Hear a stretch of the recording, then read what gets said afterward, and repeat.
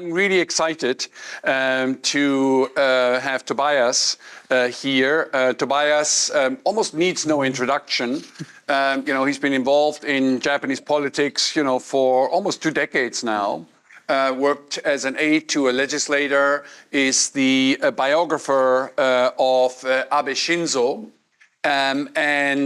Also has a little company that consults and writes on Japanese politics, on what's going on. And, Japanese politics, sort of this bastion of stability, this very calm setting here. In terms of format, want to give Tobias the stage for about 20-25 minutes. Then we have a little bit of a fireside chat, and then we open it up to questions from the audience. So without further ado, Tobias, you've got the stage. Thank you, Jesper. Really pleasure being here. A lot of familiar faces around the room, and it's really good to see those faces and good to see friends here. And I know this is such a great institution to be at, so really I'm grateful for the opportunity. When I gave the title, or a tentative title for this talk, Japan's Democracy in an Era of Transition, I don't know if I even appreciated the extent to which we would feel that transition and the scale of that. And so unlike, I guess, a customary talk where you might have 3 points, I actually want to point to 5 ways in which I think we can see Japan's democracy in transition and kind of talk through those. And I think the importance of the word being in transition is that this is clearly, this is a stage of moving from one thing to another, but we don't know the outcome yet. I don't think we can really say, what Japan's democracy is going to look like. It's even hard to say in, say, 6 months' time, let alone in several years' time, that this really is in the process of becoming a system that maybe looks different. The party system may end up looking different. The government is already starting to work differently. The diet is starting to work differently. How voters vote is changing, I think, quite dramatically. Last year, I think, was a very important indicator of that. And so I'm going to kind of walk through all of the ways in which I see Japan's democracy really having already moved away from maybe what we might call the 2012 system, the system that really emerged when Abe returned in 2012. And in many different ways now it is moving to something different. So I think the first point of transition is that we have moved from a strong LDP, a strong, fairly united LDP, to, I think, arguably a weak, divided, and unsure of how it's governed LDP. So, Abe comes back. He, is the leader, de facto leader of the party's largest faction, is able to pretty much line up everyone behind him. He excels at marginalizing his adversaries or co-opting them, as the current prime minister knows very well. And that there was, I think you could say from that point on, there was a unity of purpose, that, the party had a program, it was Abenomics, it was the Abe show, and the party was united behind him, and he gave the party victory. And that worked. Nothing succeeds like success. And Abe won election after election after election, and it just kept the ship together. And even when he ran into trouble, even when you had corruption scandals from 2017 onward, none of it really managed to shake the unity of the party. And what we have seen subsequently is step by step, that unity has faltered. Held together somewhat for Suga's term, but in the end, it looked like Suga was really just serving out the remainder of Abe's term. Under Kishida, I think in some ways it worked, but it only worked, and this is I think this was the key point of transition, where you went from a prime minister who came from the party's largest faction to a prime minister who was dependent on the party's largest faction, and that dependencies created vulnerabilities and ultimately led to Kishida's decline. And so then in the end, you end up with this very divisive LDP leadership election last year that really reveals the extent to which, in the wake of Abe's tenure and then his death, that you have a lot of divisions in the party that had been contained about the direction the party should take on key policy questions, who should lead, who should have key positions of power. And Ishiba won a narrow victory, but it was not a resounding endorsement of his leadership. He has a very weak base in the party that I think he is trying to fix, but is not necessarily succeeding in doing. And so you have a situation where there's not a firm grip on the party. There's not unity of purpose. It's not exactly clear what the party is trying to achieve. And there's a number of stress points, and I think we might see them. I mean, we're going to see one, I think, in the coming weeks as the Diet takes up this question of separate surnames, where you have a lot of crankiness on the right wing of the party. You're going to see those stresses, and those stresses are going to continue. I don't know if it's going to, I don't think it's going to result in the party breaking, but it's a very different LDP than we saw 2012 to, say, 2022, 2023.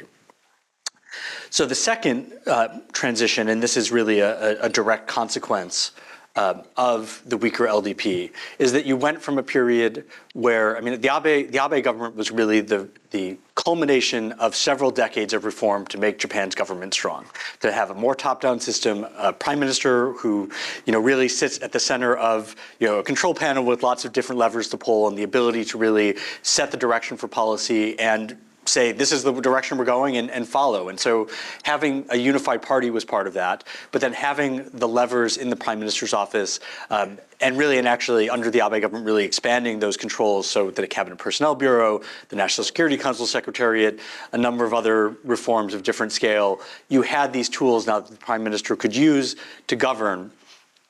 And I think what we're learning now is that even as those institutions remain in place, that if you have a prime minister who is politically weaker, who has a weaker base, the ability to use those tools is diminished. And so you have a prime minister. I mean, the number of conversations I've had now with people, lamenting the poor performance of the Ishiba Kante, that he doesn't have, Abe had this team around him that, several times a week was meeting and setting the direction of the government. Ishiba doesn't have his team. And so what you have in that absence is essentially the bureaucracy rushing back in to take up decision-making power that maybe it had ceded to politicians in an earlier stage. And so you have a government that is just less capable of using the tools that are available to it, less capable of setting a direction, less capable of articulating what it wants to do. And of course, a consequence of, that's also a consequence of the general election last year, where you now have a government that doesn't have the votes to do the most basic work of government, namely pass a budget, and ultimately is now in a position of having to negotiate endlessly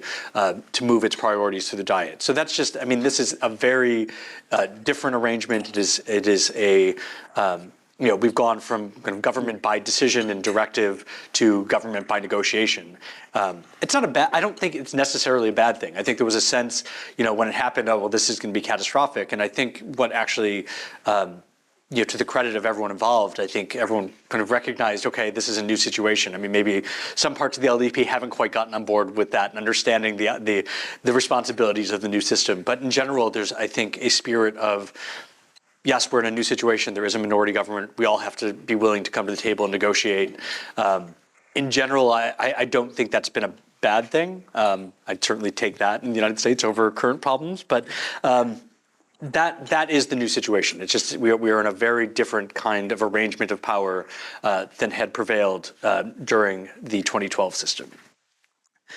The third point of transition, and that is this question actually now raised by the question of the minority government, but the opposition is in transition. We went from, a period of, an absolutely stagnant opposition from 2012 to 2024, an opposition that could not get out of its own way, could not overcome the legacy of the DPJ's time in office, had no real purpose, had no real message for the public, had no real way of appealing to the public, trying policy appeals, trying personality appeals, trying every different strategy, and none of those worked. Now, it's not necessarily, certainly for the Constitutional Democratic Party, I don't think they've resolved their issues, even as they are the largest opposition party. I think they're still trying to shed some of the legacies of the DPJ years, which is a challenge when you're led by the last DPJ prime minister, but you can set that aside. But the Democratic Party for the People seems to have figured out a way to effectively message to voters in a way that we really have not seen since the DPJ years. Really finding a message and hammering it home, and like sort of simple one-note messaging that is appealing to, I think, a decent selection of the electorate. We saw that last year. I expect we'll see it again in the upper house elections this year. Even Isshin no Kai, for all of its problems, has really now it is now a fixture of the system. It is, even in an election that was really quite a down year for them last year, they still managed to basically dominate in Osaka. And so you have an opposition that is better able to flex its muscles, that clearly now in this situation is better able to extract concessions from the LDP. That's a new kind of situation, and it does suggest that the wind might be at its back, and we could see a change of government in some form sooner rather than later. And that was something that, from 2012 to 2024 was basically unthinkable, and we are no longer in the unthinkable stage. I would actually just maybe we can call this 3A. That I think there's some other transitions as well in sort of the party system that are worth flagging that point to future instability. And I would say the first change really to watch is Komeito. And this is, Komeito, threw in its lot with Abe, recognized that there was value in both being at the table and also being able to constrain some of Abe's more nationalistic impulses. Their value as a coalition partner to the LDP is declining.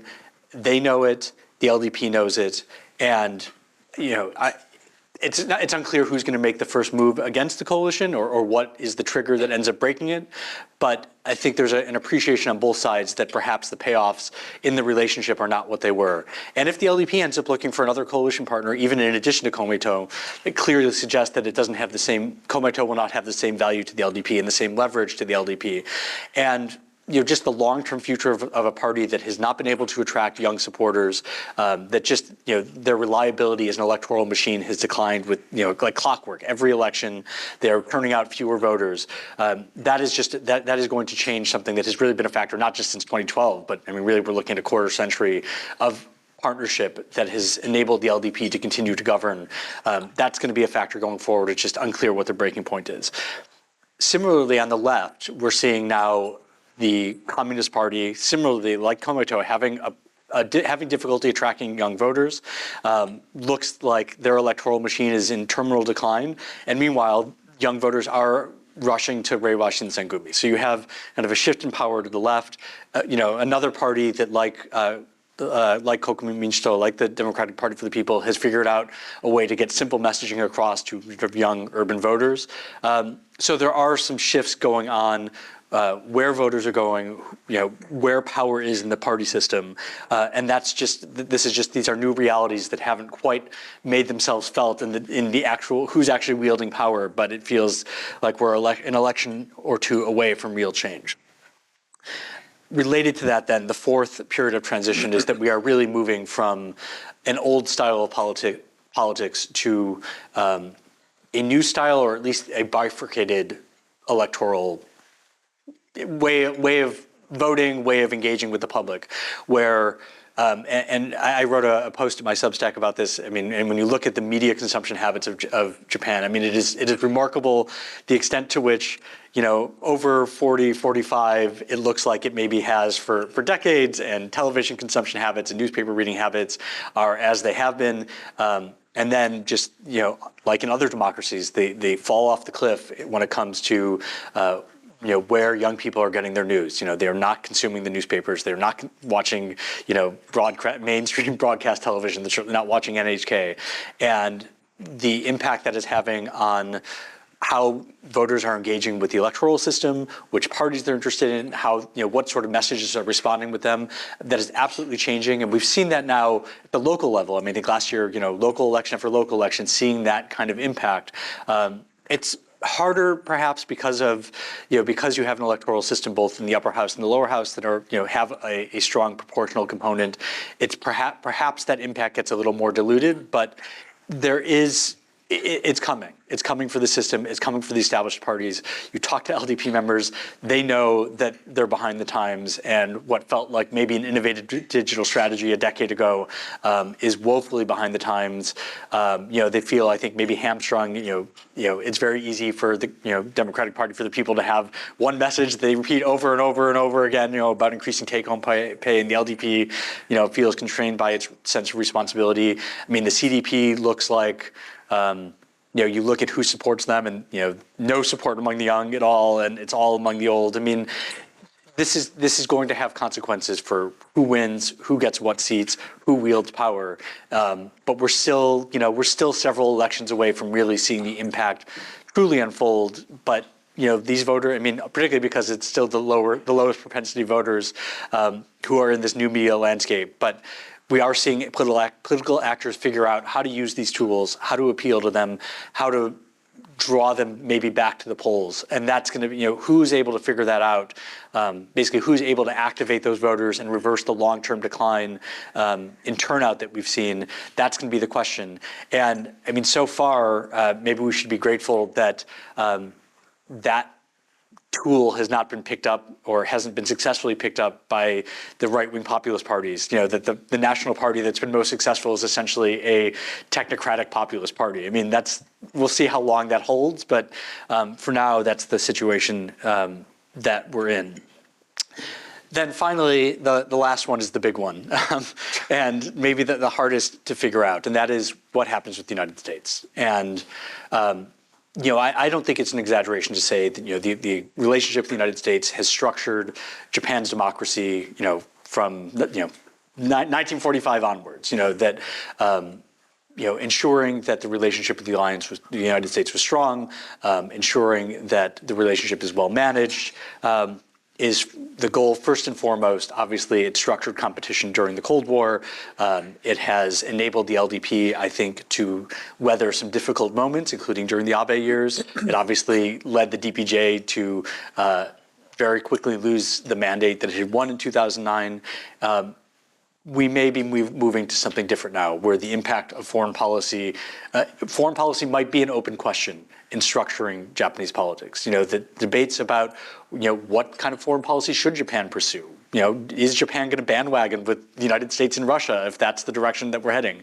Is Japan going to try to band together with Europe, with other democracies to try to preserve some sort of rules-based international order? Is Japan going to have to find a way to live with China in ways that it hasn't yet? All of these things might end up being open questions that could restructure the political system in ways that, it's too early now. I think, until we start seeing some of the consequences of actions of the current U.S. administration, it's hard to say how it will shape political activity within Japan. But I think we have to be open for the possibility that we might see a kind of political realignment around some of these questions. That that maybe we do see and I thought it was very interesting to see, for example, Takaichi Sanai defending the idea of American First. Do we get a Japan First party versus the Japan Internationalist Party? Are these the kind of do these questions essentially tear apart existing parties and cause some sort of reorganization?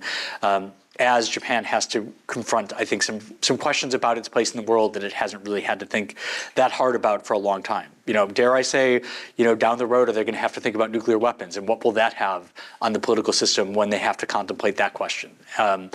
These are not questions for tomorrow, and like I said, this is a transition and perhaps a long transition.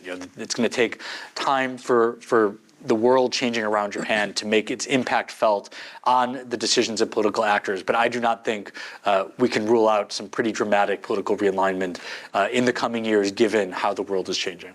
Great. Those are the 5 things to watch, and I welcome a discussion around this. I think there's a lot to talk about. No, fantastic, and thank you, Tobias, for a very good sort of overview of some of the dynamics. Let me sort of hone it down to a couple of sort of right in front of us. You mentioned several times that any realignment is going to take several elections. Now, we've got one election coming up in the summer, in July this year. This is the upper house election. possibly a double election, like to have your views on that. And, just be very blunt, is, the current prime minister, does he have what it takes to, continue this current transition period, or where specifically do you see the forces within the LDP, right, that could actually break this? So I feel disinclined to expect a double election. I know there's been talk about the possibility, and we perhaps can't rule it out if there was some sort of trigger, or if you have a no confidence motion, perhaps, that pushes them in that direction. Clearly, I think there'd be a lot of resistance to the idea within the LDP. I think Komoto would have a lot of trouble with it. The fact, and it also would end up being a triple election, because you also have, of course, Tokyo Metropolitan Assembly elections as well, that Komoto in particular is, I think, especially concerned about. So it's not something, in theory, the prime minister, of course, has the ability to call a snap election if he wants. In practice, others might have a say on that, and I suspect it will be difficult for him to go in that direction. When it comes to the actual outcome of an upper house election, the LDP and Komoto are protecting a 16-seat majority, which doesn't sound like very much, except, in a 242-seat house that's highly proportional. That actually can be a pretty big gap for the opposition to close, particularly because the opposition parties, one thing that I think Ishiba actually has done very well, playing the three major opposition parties off each other, the parallel negotiations in the budget, actually they succeeded brilliantly in that Ishiba got the votes that he needed to pass a budget, which we'll see for sure today, at a minimal cost. So, he was able to avoid paying the pretty steep price tag that the Democratic Party for the People was managing. And basically the three opposition parties now hate each other because they were all, doing these separate negotiations.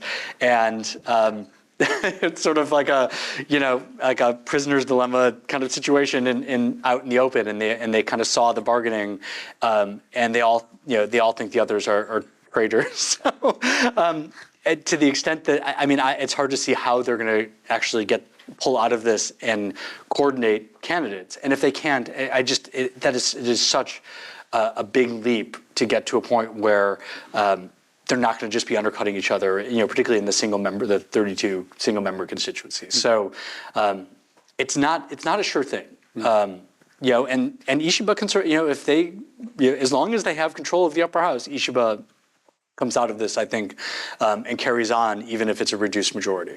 And even if they're 1 or 2 seats short, can they find, can they peel off a couple of votes somewhere to ensure they can still control the upper house? But look, if they lose control of the upper house, I don't see how he survives. Just like the uproar from within the LDP. Because essentially then you have, now you go from a minority government because they don't control the most important house to a government that has control of neither house. And that, that obviously, that becomes a chaos situation. That's, maybe the opposition does get its act together and assemble to form some sort of non-LDP coalition. Seems unlikely.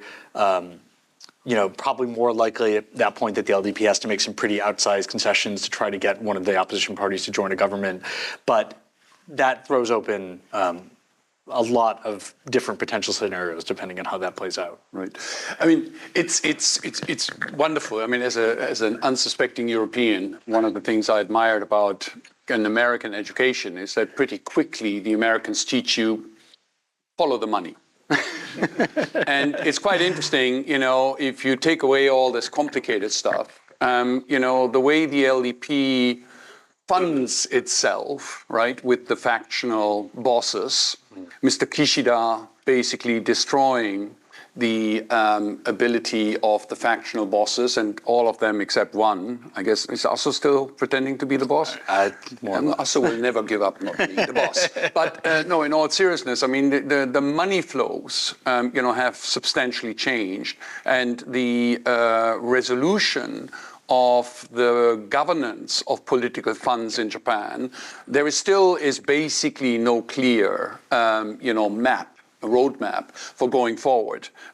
Talk to me a little bit about how you see, the funding mechanisms coming through. The opposition parties want corporate funding for individual politicians to stop. How do you see this unfolding? Because money matters. Politics does cost money. Just before I dive into the meat of that question, I mean, it is also worth mentioning that one of the key moments when we're talking about the transition to the LDP, the fact that essentially you took out the key governing institution, which were the factions, right? And so the functions that the factions played in terms of recruiting candidates, raising money, distributing posts, all of that has at least temporarily been suspended, and the parties sort of figuring out new governing institutions. And so, whether that means, in a year or two's time, we see new factions, that, I mean, I don't know if I would bet against that necessarily, because they have tried to do this before, and in the end, the factions came right back. So, if the factions didn't exist, you'd probably have to invent them. And so that's one thing. This debate about the ongoing debate about what to do about political funding. It's hard to see the CDP's view of corporate, banning corporate funding succeeding. I don't know if they have the votes for it. Also, the LDP has replied and said, well, what about labor union money, which of course is a key backer for the CDP as well as for the DPFP, and so it is more likely that you get some sort of consensus position around, the LDP's position around transparency, which also is the popular position. If you look at polling, the public does not necessarily support, an outright ban on corporate donations. But it does seem that there is support for, measures to increase transparency, to lower the threshold to be, at which you have to report what you're doing, who's donating and who's donating how much. It has been the missing piece in some ways of this whole kickback scandal, that there was lots of focus on the fact that all these funds weren't reported and that you had these parties and it wasn't clear, it wasn't revealed that the funds were being distributed. But of course, what they were being used for, who they came from, there's been less focus on that, less insight into that. And so, it is sort of the missing piece of the scandal, but I mean, ultimately, I don't think the opposition wins, or I don't think the CDP wins, and it's... I mean, I must say, I think we had this conversation. To me, it was, I could not understand Mr. Kishida's actions in the sense of that, if you are the ruling party at the time with a sizable majority, and you uncover a problem, money in politics, but you don't present a solution, then you have a problem, right? It's not like the opposition parties. But let me switch topics for 30 seconds, because one of the great things is political apathy. And you can blame it on the LDP not being able to do a TikTok. But I mean, the reality is, what is it now? Slightly more than 2/3 of all voters are over the age of 65. The young generation is not interested, doesn't find politics sexy, doesn't think that they can achieve anything, doesn't think that it matters who is the prime minister. Talk to me a little bit about this. You talked about this sort of generational shift there, but what do you think would it take to get the younger generation excited about politics? Because by the way, it's quite interesting. I mean, as you know, in my home country, in Germany, we just had an election, record high voter participation. And, there's about 2.1 million new voters that came, into the German election. And almost all of them voted either extreme right or extreme left. Nobody voted for the center here. So talk to me a little bit. Is it within the Japanese context, right? Why is there no extremism here? And number two, why does nobody care about politics? So I would actually dispute the idea that no one cares, because I don't think it's apathy, because I think people are disappointed. I think there's a sense of frustration that the system, that problems are not being addressed, and that yes, you have elections and nothing really changes, but people care. But they sort of express their disgust by not voting, by not being engaged, because it feels like what's the point? But I think apathy in some ways suggests a sense of complacency, and I don't know if it's quite like that. But I do think what we're seeing with the DPFP having sort of the surge in young support clearly there's, just a massive generation gap in the political system, right? Yeah. And you do have this portion of the electorate that rightfully feels that the system isn't serving their interests, right? This the silver democracy thesis, and that this is a system dominated by the old, and I mean, for example, and look at the LDP leadership election last year, right? I mean, one you had Koizumi the Younger, who was sort of patted on the head and sort of not, I think, taken terribly seriously. You had Kobayashi, who's 50, right? And it was talked about as a young candidate. And that's what counts for youth, in the LDP. I mean, like Kobayashi was like, yes, the young 50-year-old Kobayashi. It's not a system that has made a terribly great amount of space for the young. But ironically, there is something interesting when you look at who is running for office and where people decide to run for office. When you do see these sort of young newcomers in politics, what party are they going to? They're going to they're running as LDP candidates.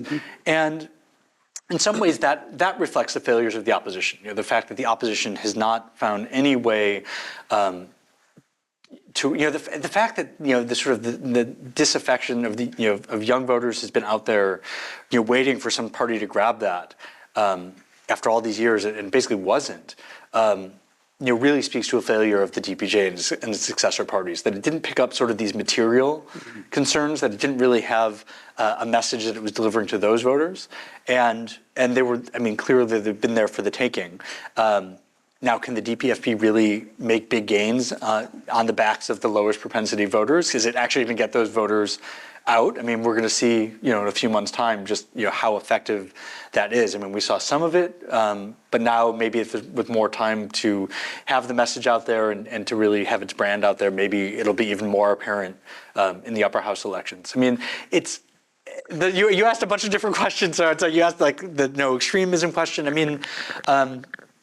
Some of that I wonder has to that you don't have immigration as this sort of all-consuming issue that we've seen in in European democracies in the United States as something that is sort of the polarizing issue above all polarizing issues. And maybe Japan will get there as its foreign population increases, but it's not there yet. And we're still very much, I think, in a realm where it is about material interest more than anything else. And to Tobias's point, I think there's one big transition, that if you cast back, sort of 20, 25 years ago, sort of how do I groom young talent? How do I groom new politicians? There was the Matsushita Institute that was being set up, and there's now, about 40, 50, of the members of parliament there. So, that you had sort of almost a professionalization of politicians coming through. And there is actually, if you look closely, you now see there is several,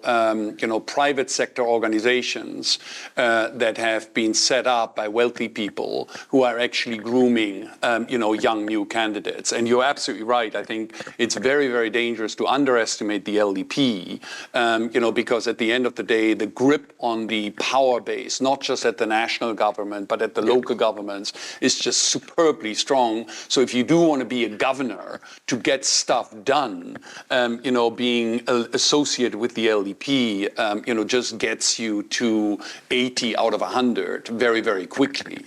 So it's quite interesting, I think, that the powers of rejuvenation, are actually much, much stronger than what we see. But I wanted to pivot and ask you something very simple. What do you think are the big topics? Surnames. Wow, I'm really excited about surnames. But that's just me. I'm sure for some people this is huge, but there's huge issues out there. We are doubling defense, but we don't know how to pay for it. America is going to withdraw public goods. That's, if you look at the Trump administration, from an economic perspective, there was a global public goods that were provided by the United States of America, which are now being withdrawn. So everybody else is going to have to pay more for it. So talk to me a little bit about sort of what you see as the big issues. Yeah. I think as far as voters and the parties are concerned. I mean, I think inflation is still overwhelmingly, huge. Like that. I mean, to the extent that last year was an inflation election, I think this one, I think the parties are also racing for this election to be an inflation election and cost, ironically, after all these efforts to raise inflation, they've got it, and now it's how do we get rid of it? But no, I think cost of living is still something that is profoundly shaping voters' perceptions of the government and its performance, and the LDP and its performance. And I think the LDP is very aware of that, and we'll use the next few months to try to improve its position on that. So that's first and foremost. But I think the point you make a good one, and that is that I don't know if the political system has quite caught up to the magnitude of the changes that are happening around Japan and the demands it may end up placing. So before Yoshiba went to the United States, there were all these questions about, are you going to ask about withdrawing from the World Health Organization or withdrawing from the Paris Climate Accord? And it's like, well, the question also has to be, what are you going to do about it? And what is your plan? We benefit from these things. These institutions are important to us. I mean, I keep coming back to when you look at the national security strategy they put out in 2022.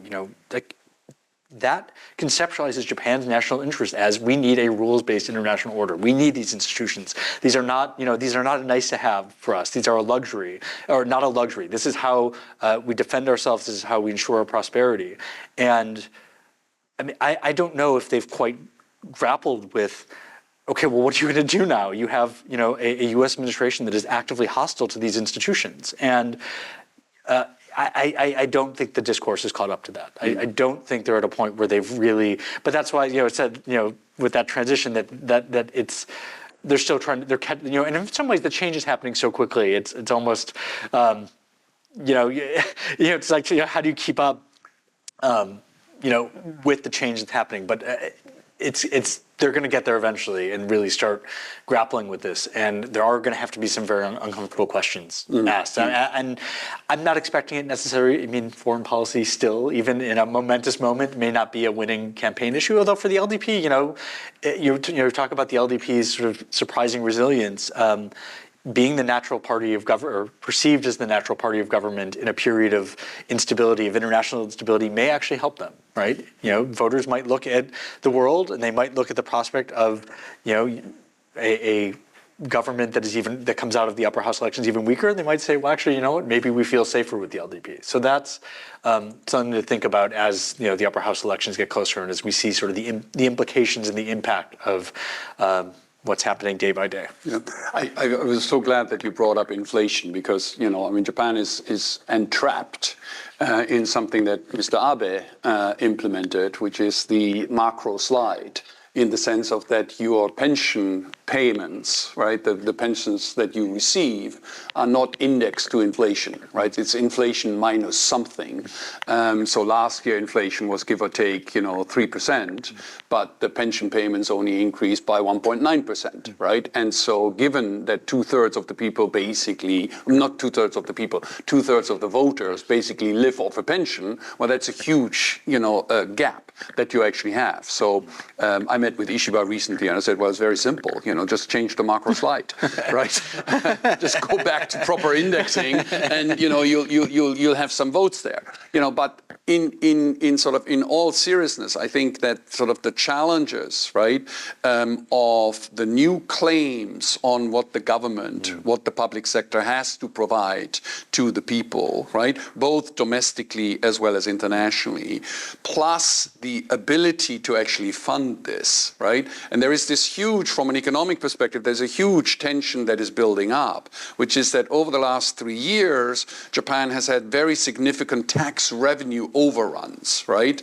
And this is going to start to fade out because the multiplier, when you come out of a recession or of a long period of stagnation and you start to grow, which is what Japan is doing, that gives you very high multipliers. But as you move over time, that multiplier is going to be decreased, right? So the budget constraint, the fiscal constraint is actually going to get much higher, right? Well, and that's, I think we're already seeing the politics around that starting to change, and that even as we're looking at a period where there's going to maybe be more demands on state capacity, that already the Ishiba government's tone has moved in a fiscally hawkish direction. The LDP as a party is more fiscally hawkish, or at least more balanced than it had been during the Abe years. That even largest opposition party is led by a fiscal hawk who is kind of attacking the government from a fiscally hawkish direction. So clearly, the debate is moving in that direction at a moment where those demands are not going to be lessened, and particularly on the defense side. I mean, we're already on a trajectory for supposed to be doubling to 2% of GDP, and could be beyond that. And they're going to really have a lot of questions to ask about how to pay for that. Right. I loved, his term of, under Abe it was government by decision, right? And now it's government by negotiation. Tobias, who's actually running the country? I mean, negotiations are all very good, right? But I mean, probably the answer to that question in most cases is probably Kasumi Gaseki. Kasumi Gaseki, right? But it's interesting, right? Because to the power of the bureaucracy, my interactions with the bureaucracy at the moment is more like no bureaucrat, no ambitious bureaucrat is prepared to commit any capital into the current administration, because the probability of them not being around in 4 or 5 months' time, is quite significant, right? And so as a result of that, as a technocrat, yes, I'll do my job, I'll take no risk, but ultimately, right now, neither the bureaucracy, which is functioning perfectly well, I mean, it's not a question of the state not functioning, it's sort of the momentum and the ability to execute is quite strong, but the ability to direct and to take new initiatives, the politicians don't have it, right? Because our current prime minister doesn't have a team that could actually get things done. And the technocracy, the bureaucracy, is not prepared to come up with their more ambitious plans, for which they would need to invest, their own capital, plus they would need to get the support from politicians who actually commit their capital to the whole thing. So we're sort of in this transition period. The bureaucracy. Ultimately, the bureaucracy wants to be led. Right.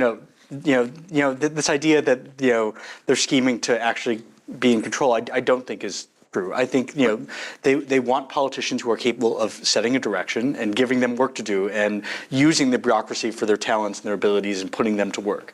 And if you don't have that political authority, then it'll sort of be on autopilot. The work will get done, but you're not getting new initiative like that. And to Tobias' point, as you all know, 3 years ago, when the commitment, from both the political side, from the political side, the directive for national economic security interests, the focus on national strategy for semiconductors, and the machine kicked in. And they built these new factories basically in half of the time that they'd built even in Taiwan. Yeah. And of course, in 18 times, or 18, what is it, 18 times, not 18, in America, they're still, I think, digging the ground or asking for the permits, right? Something like that. But the point being that the state, right, and the ability, once decisions are being made, to execute on a national strategy is second to none. Right, in the industrialized world. Right? Now, would like to open it up for questions from the audience and from, so please, Robert, why don't you go and be first? Could you very quickly just state your name? Thanks. And also remember German rules. Punctuality? You've got 30 seconds, and if you go over time, it's a bottle of champagne for me and Tobias. Okay. Robert Bizarek, Temple University. Just one question, Tobias. What does Japan first mean? We know what it means in the U.S., and we've seen the dreadful results. What does it mean for Japan? What's the Japan first strategy? I don't know if they really even know the answer to that yet. I suspect it's a much more heavily armed Japan, a much more, I think it was interesting that Takaichi was the one to kind of praise, to suggest that every country puts its interests first, because also if you looked at, if you look at, the platform she ran on last year, it's a lot of indigenizing a lot of things, right? Economic security to the point of, really trying to incentivize bringing lots of things home. Spending lots of money on essentially hardening Japan, making Japan more resilient against a lot of different threats. I mean, presumably it's a Japan that, she wants to reduce dependency on agricultural imports and energy imports. I mean, it's a Japan that looks more to itself, I think, a lot more. If just going by, kind of her speeches and writing, if we're using her as sort of an avatar of that worldview, I mean, I think that is what it would be working towards. Tobias, good morning. Harry Wilby. Given the levels of voter apathy, is the current political system, the bicameral system, working? Is the bicameral system working? I mean, of course, whether the upper house reform has, I think, been a question that's been floated in political reform circles for decades now.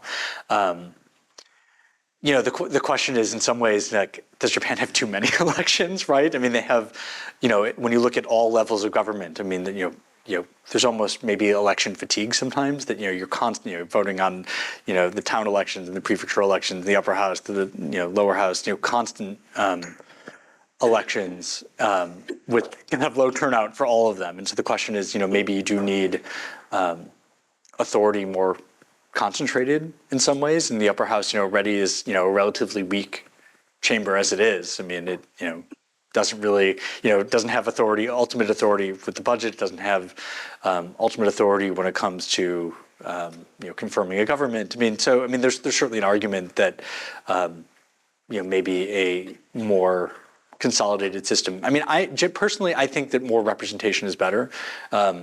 And, it's not a bad thing. It's just that I think it's more the issue is more what we've talked about, just, how does the system truly represent, the interest of the public as a whole?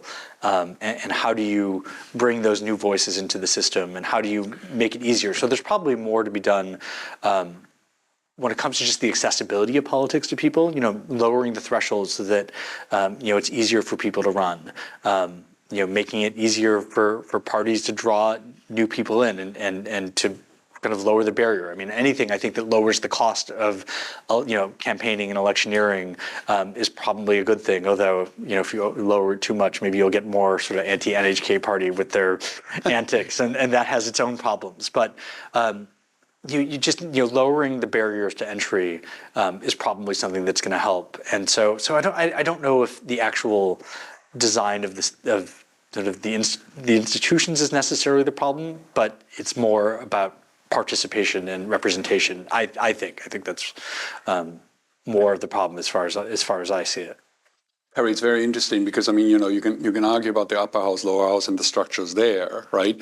I think that the bigger question perhaps is, does Japan need 47 prefectures, given the demographic dynamics that's going on and, the enormous amount of administrative costs that are associated and duplications that are actually happening, that unnecessary duplications that are happening at the prefectorial level, right? And so it's quite interesting because here you've got Ishiba as, hey, I'm the regional guy, right? I look out after my boys, right, out in the region, yet for all intents and purposes, right, given that he's been in power for about 6 months or so, it's very disappointing to see there's really nothing concrete in terms of actual regional revitalization or regional reorganization, right? And that's, of course, because ultimately he doesn't have a team, right? But there are, plans or there are blueprints, right, of, redefining the regional administration into 7, 8, 9, 12, different regions, right? So that I think would be an area of great efficiency increases, right, in the way that the administrative state, actually functions in Japan, rather than the bigger debate. Oh my God, should Japan have a presidential system? Should Japan, everything starts ground up.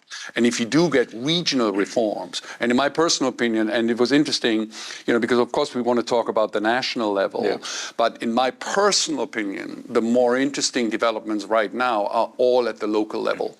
If you look at the governor's elections, right, and the people who are running for governorship, in the various prefectures in Japan, it's very interesting. There's some young, bright buttons, well-educated, and they've got the backing, right, of the younger entrepreneurs, right? That's actually quite exciting, I think, So we should do a whole session on regional politics, you could, and also it's why you're seeing, some of the new politics at the local level because, governor's elections are basically presidential elections, right. And so, the dynamics are different. There's room for new entrants. It's a totally different dynamic.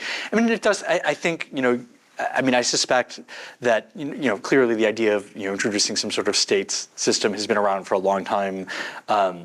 I suspect it's just an idea whose time will come eventually because it does feel like, at some point because of demographics, it's just, just like you've seen at the local level where you've seen tremendous consolidation of localities and there's going to continue to be tremendous consolidation of localities. And at some point, it's just going to become such an obvious development. And, who knows? Maybe Isshin Nokai ends up in government, and they get their, they finally get their wish, and sort of kicking things off by having an Osaka toll, and that maybe sets things moving. But it does seem that there is energy at the localities, and that also probably suggests that apathy isn't the right way of thinking, because I do think there's engagement at the local level. I do think people care about what their local governments can do.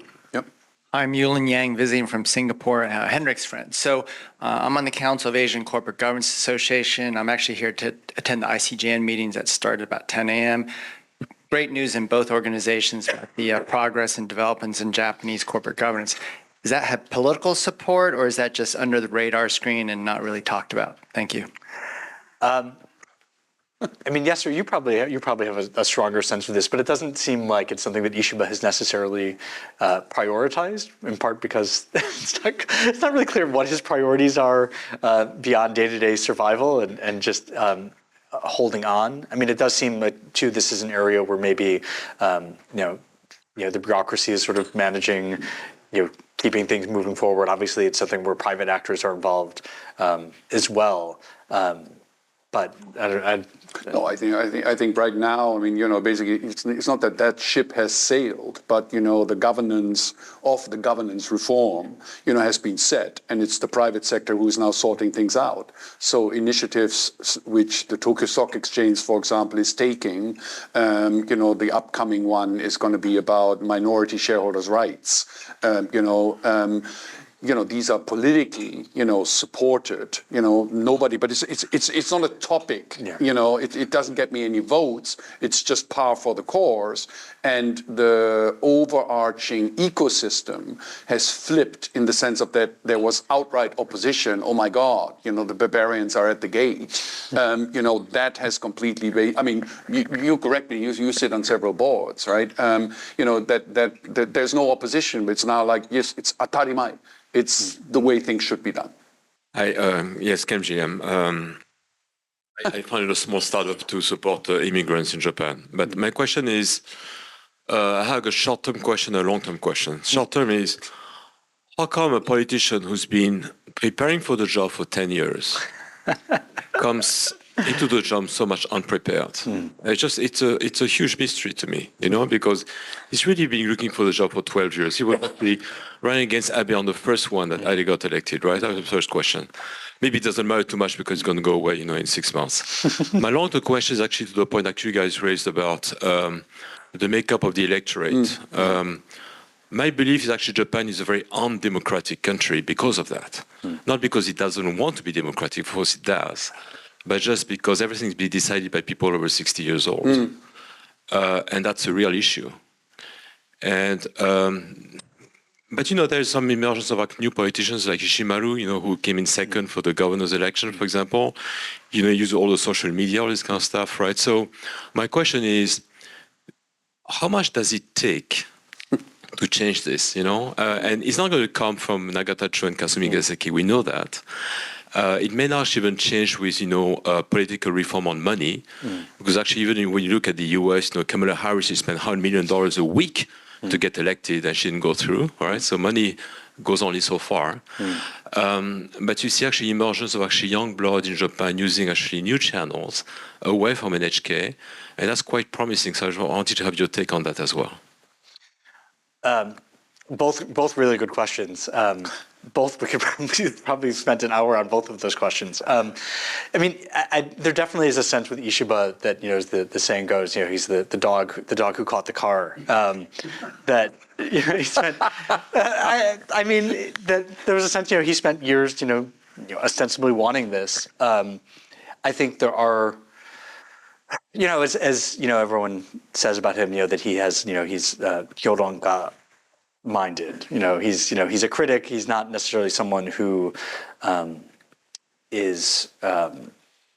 He's very cerebral, which I don't necessarily think is a strength. Ultimately, when as a prime minister, when your job is ultimately making decisions, and so he's had a lot of time to think about things, but ultimately his thinking has been on certain obsessions, and I think his limitations are very apparent. I mean, I think his views on macroeconomics seem very shallow at best. For example, I mean, so it's not exactly clear why he wanted it as badly as he did, because I mean, clearly, in some ways he was comfortable with his, was sort of being the skeptic, being the critic, and governing is a lot harder. And clearly, he's been learning on the job at a moment where perhaps there's not time to learn on the job. On the second point. I mean, I would push back just slightly at the idea that Japan is not democratic because of the demographics. I mean, democracies all have flaws. There's no perfect democracy, and clearly Japan's its flaws are often rooted in its demographics. But I mean, I think what we are seeing, and particularly at the local level, is this response to just something new, right? Ishimaru's message. I mean, it's still kind of unclear what exactly he was running on. Like I remember he said, "I'm running in Tokyo to raise awareness of rural issues." Like, okay, I don't think that's why people were voting for him. But I mean, clearly, just the hunger for something new, something different, something outside, and even if it's somewhat substanceless, for kind of a break in sort of the stranglehold of the familiar faces, the old the same old names, the same old actors. Clearly there's definitely a hunger for that. There's an and it does seem that even on the from the supply of politicians level, I mean, it does seem that there are younger people out there who do want to actually enter politics. Who've done things in other parts. In business, in nonprofits, in international organizations, whatever it is, who do actually want to find a way into politics. And it's just, can the parties clear out some of the deadwood and actually make space for those people? And how quickly can they do that? But that I think is maybe the test now, really finding a way to bring them in, and then also bring them in and then not make them wait their turn for 20 years.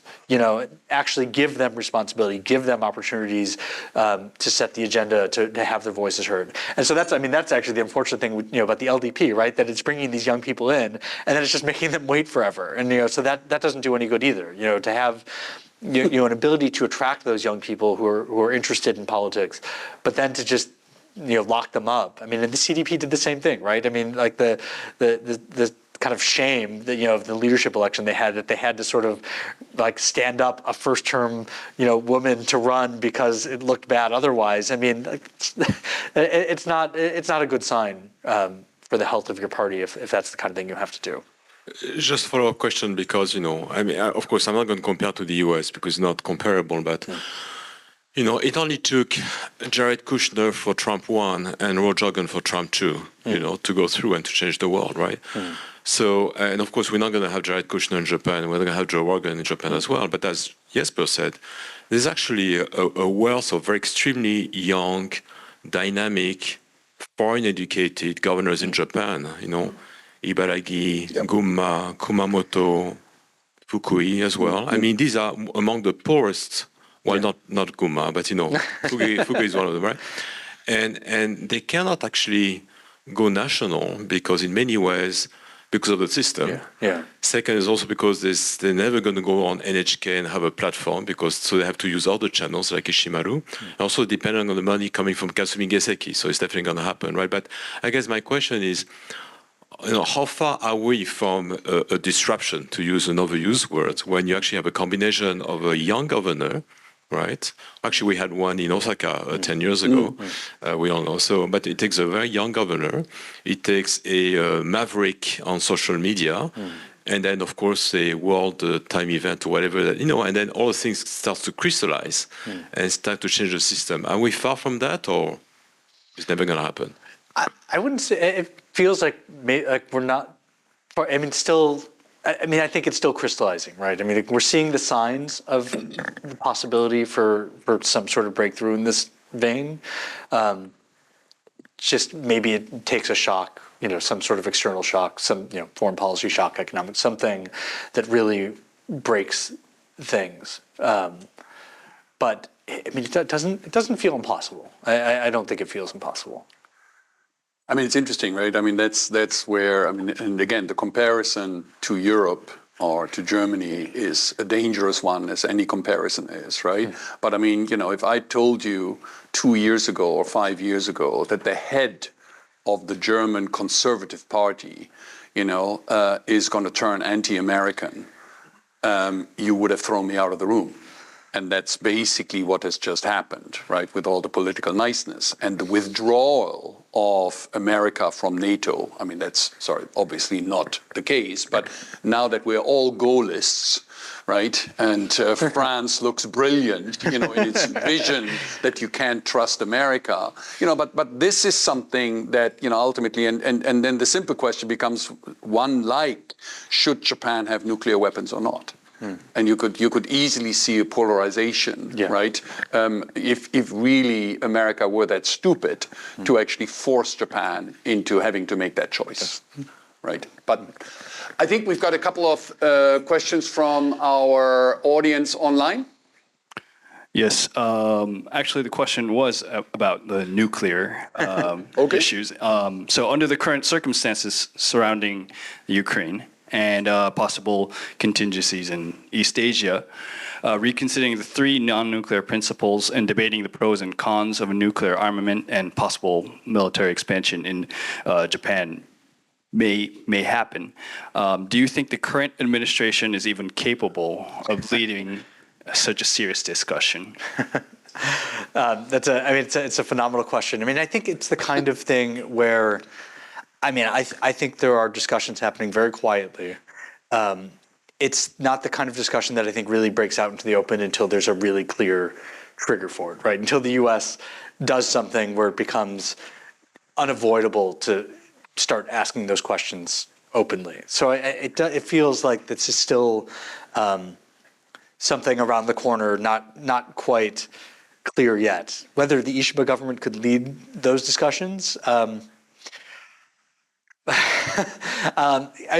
think it is a hard discussion to lead if you don't have a stable majority. And that's why it feels like the kind of question that could even trigger an alignment where if a government determines that we have to have this discussion, it's not going to do so until it knows that it has a stable base, that it needs to be in a position to do it.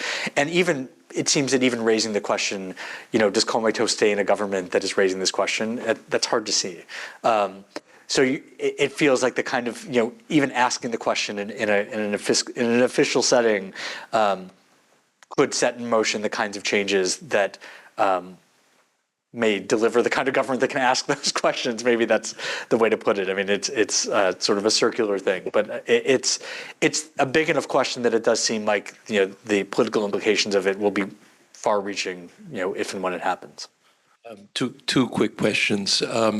First, so much of the discussion in Japanese politics is about which party is going to be in control and who are the individuals. But which policy changes do you see as kind of on the horizon for potential big change? Something beyond the last name thing. The other question I have is you talked a bit about the bureaucracies.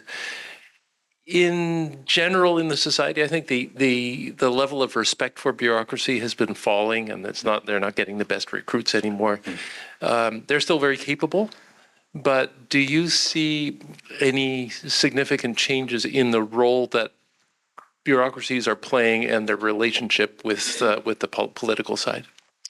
I'll do the second part of that first. I think that is absolutely a sign of who's joining the bureaucracy and how long they stay. I mean, clearly, the place of the bureaucracy as seen as the apex of social status, of desirability for a career. I mean, clearly, it has lost that cachet.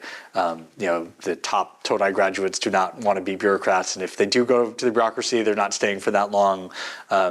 Clearly that has. I think one consequence of that is that it's a much more feminine bureaucracy than it has been, which is probably not a bad thing. I mean, it's maybe unfortunate that it took, a loss in status for it to become something that was more open to women. But I think when you look at the entrance figures and who's taking the test, who's passing the test, I mean, it has become more open to women, which is maybe not a bad thing. And maybe that also is a pathway for seeing more women in politics, to the extent that they're able to use bureaucratic careers as a springboard into politics. That's maybe not something that's that far off, where we start seeing maybe a little more of that. So that's just a couple notes on the bureaucracy in Japanese life.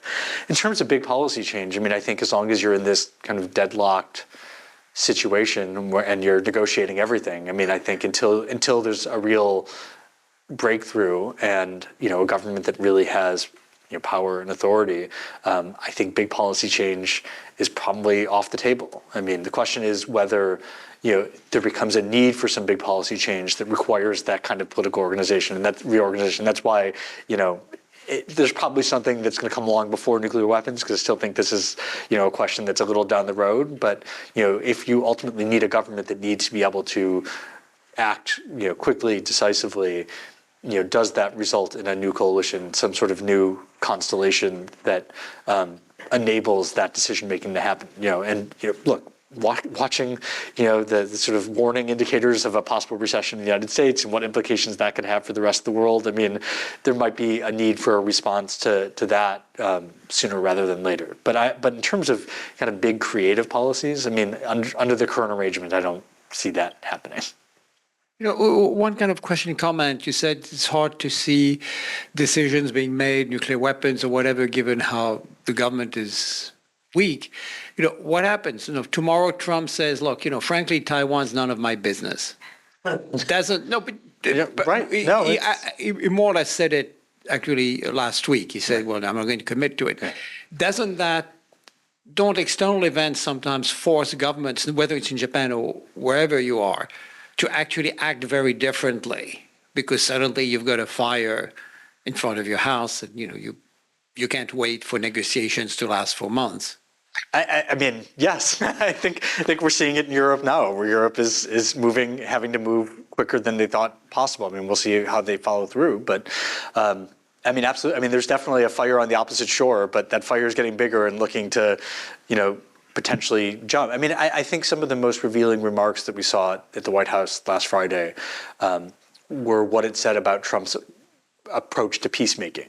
That this is not, he does not want to make peace that allows there to be durable political settlements. He wants peace that allows the United States to withdraw commitments that it has made and focus at home.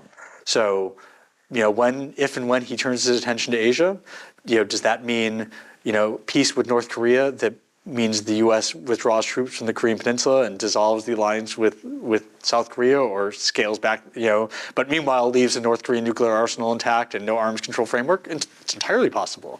A peace deal with China that, some sort of economic concessions for recognizing that it's an internal Chinese matter and Taiwan is not, the United States has no stake one way or another. I mean, that he would call it a peace, right? And leave the neighbors to clean it up. So absolutely, I don't think you can rule out any of those things at this point. Could happen next week at the rate things are changing. But yeah, that would force the government's mind pretty quickly. I mean, I almost wonder. I mean, this is completely speculative, and but does that force even a kind of grand coalition situation where you need a government of national unity in that kind of situation where it's so clear, the crisis is upon you, you have to be able to act, and ensuring that, all sort of political, relevant political actors in the government, and that you can make those decisions. But I mean, that's the kind of response I would imagine when that crisis becomes apparent. The question is, clearly though, there's still in the our strategy is hoping that Trump's attention is elsewhere and that we can kind of continue on this course for longer. And I just don't know how long that strategy is going to work. Yeah, tomorrow. But it's interesting, right? Because you've got, obviously the ability for unity and for competent execution and fast decision making in the event of an external threat. I think I would not doubt, right? Because that's the core competence, of Japan in many ways. And maybe the strategy is the right one. Right now, you do have a wait and see, and you are lucky that you're not in a European position where basically the chips have fallen. And it's very clear that you need to reorganize. And how stable that is, who knows, right, what the probability outcome is. But meanwhile, I think that the reality of the country being governed competently and effectively. I don't have to worry about I don't think there was ever any serious doubt that they were going to make a deal on the budget negotiations. So the government is not going to shut down. The increase in interest rates is not going to be an issue for the Japanese government funding because, thank you, the Ministry of Finance is already budgeting for 2% interest rates. So these are non-issues, right? When you compare it to the real issues that you have in Europe and ultimately that you will have in the United States of America. So this wait and see is probably not a bad thing at the moment, right? From a geostrategic perspective, it's just a little frustrating, right, for people like you and me who like to see a little bit more decisive action every once in a while. But don't underestimate that. Remember that goal that the Japanese scored in the last minute against the German soccer team? So they can be very aggressive and very decisive. But of course you're American, you wouldn't know how to play soccer in the first place. Tobias, I want to thank you. Thank you. This has been fascinating. I think the way you framed, this transition setup, the various forces pulling along the line. What is always interesting is that if you talk politics in America, you very quickly end up talking about personalities. And it's very interesting. You talked obviously a little bit about the current Prime Minister, Ishiba. And I think you mentioned Takaishi. And other than that, there were a couple of sort of names there. But it's not the grand man, who's going to change history here. It's the systemic change and the amount of clientelism, the amount of respect for seniority, that Japan has as a society, obviously is also being reflected, in Japanese politics. So no Mr. Macron coming up, to Japan anytime soon. Thank you very much also for